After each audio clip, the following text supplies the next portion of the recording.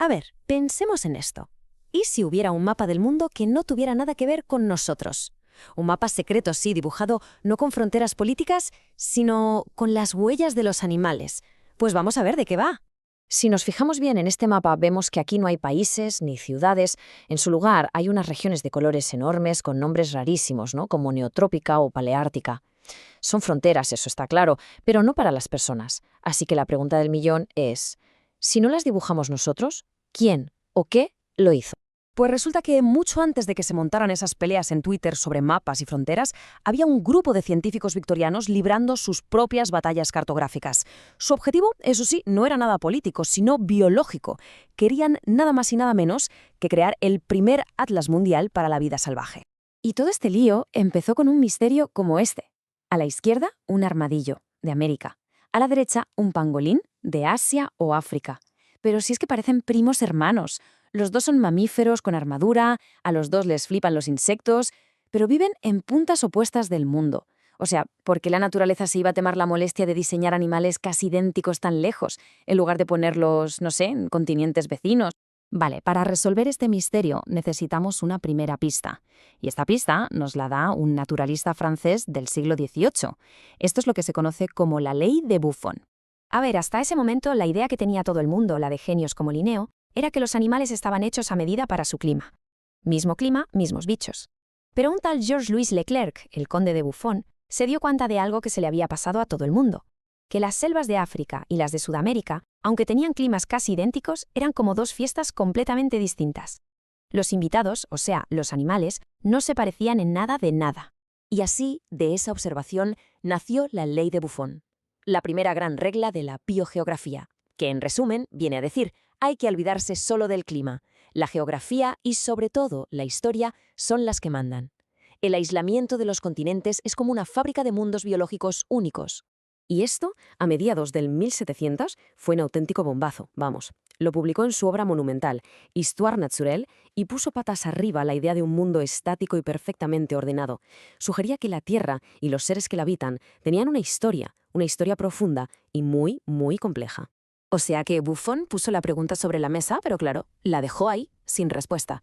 Hacía falta que una nueva generación de detectives de la naturaleza recogiera el testigo y empezara literalmente a dibujar las líneas en el mapa. Y a partir de ahí la cosa fue rapidísima. Si Buffon encendió la mecha en el siglo XVIII, el XIX fue la explosión. En 1858, un tal Philip Sclater se obsesionó con los pájaros y dibujó un primer mapa solo para ellos. Pero fue Alfred Russel Wallace quien, menos de 20 años después, cogió esa idea y la aplicó a todos los animales terrestres, creando el mapa definitivo. Y aquí los tenemos, el dúo dinámico de la biogeografía. A la izquierda, Sclater, el que abrió el camino. Y a la derecha, el gran Alfred Russel Wallace, el hombre que llegó a la misma idea de la evolución que Darwin, pero tumbado en una hamaca en mitad de la selva. Su mapa de 1876 fue tan bueno, que con algunos retoques es la base que usamos todavía hoy. Y al final, ¿cuál fue ese número clave, esa cifra mágica que Wallace encontró para poner orden en todo este caos de animales por el mundo? Pues fue este, 6. 6. 6 grandes reinos biológicos. La neártica, que es básicamente Norteamérica, la neotropical, desde México hasta la Patagonia, la paleártica, que somos nosotros, Europa y casi toda Asia, la etiópica, el corazón de África, la oriental, allá por el sudeste asiático, y la australiana, que bueno, va a su bola, como siempre, cada una con su propia historia y sus propios protagonistas. Venga, vamos a hacer un tour rápido para que quede claro. Empecemos por la región neotropical. Lo que hace tan increíble a Sudamérica es que durante millones y millones de años fue un continente isla, completamente desconectado del resto del mundo, literalmente como un arca de Noé flotando a la deriva. Y claro, tantísimos años de aislamiento total funcionaron como el laboratorio más extravagante de la evolución.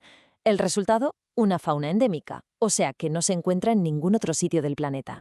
Un elenco de criaturas únicas, como los perezosos o los ñandúes, esos parientes lejanos de los avestruces que decidieron quedarse en América. Venga, ahora cruzamos el charco, el Atlántico, y nos plantamos en la región etiópica. Esta zona es, básicamente, lo que casi todo el mundo imagina cuando piensa en la fauna africana. Y aquí pasa lo mismo, es que el reparto de animales es único. Aunque Eurasia está como quien dice a un tiro de piedra, animales como la cebra o el avestruz son exclusivos de esta región. Son como la firma biológica de África. Si se ve uno, se sabe exactamente dónde se está. El mapa de Wallace, con sus 6 regiones, es genial, es elegante y muy potente. Pero claro, como siempre pasa, la naturaleza es mucho más caótica y desordenada de lo que nos gustaría. A veces, las fronteras no son líneas claras, sino zonas muy difusas.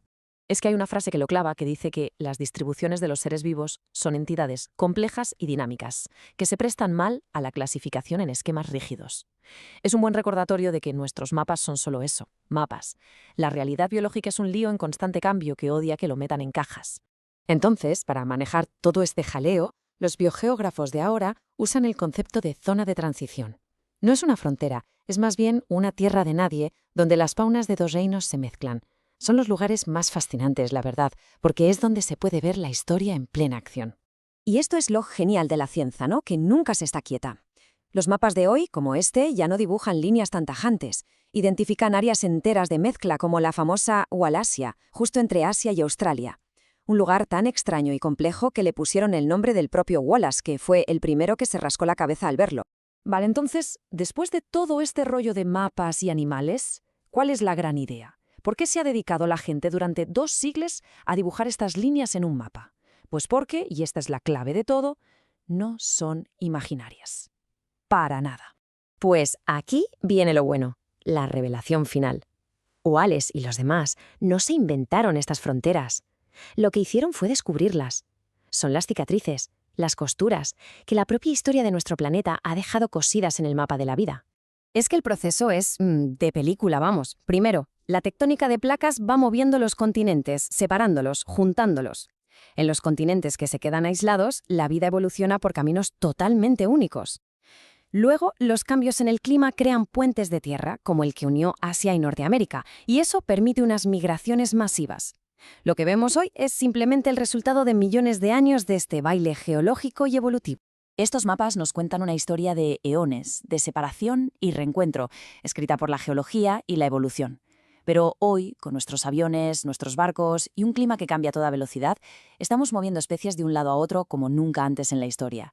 Y la pregunta que se nos queda en el aire y que da un poco de miedo, la verdad, es si la naturaleza tardó millones de años en dibujar estas fronteras con una paciencia infinita, ¿estamos nosotros borrándolas sin darnos cuenta en un abrir y cerrar de ojos?